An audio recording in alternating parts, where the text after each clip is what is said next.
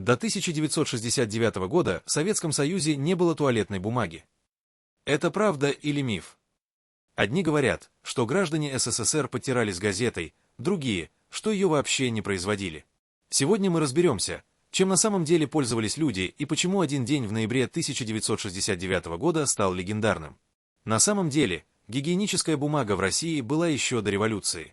А в 1939 году ее уже официально выпускали на Кондровском бумкомбинате. Но это была не мягкая лента в рулоне.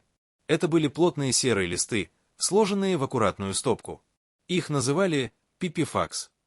Отрывать ничего не нужно было, просто брался один лист из стопки.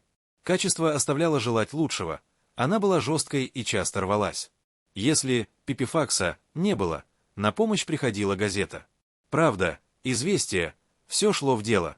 Граждане СССР привыкали к такому компромиссу.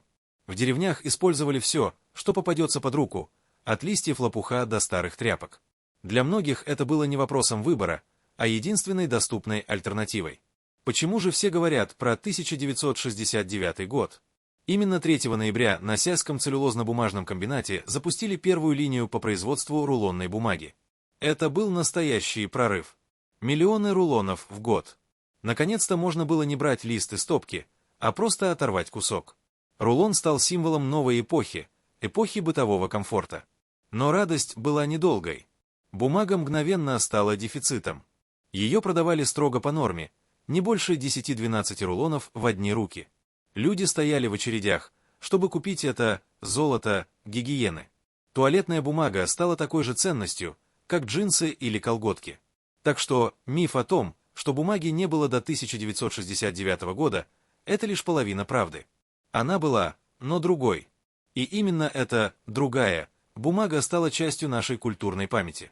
А чем пользовались ваши родители или вы сами?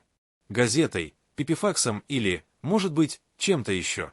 Пишите в комментариях, нам правда интересно узнать ваши истории.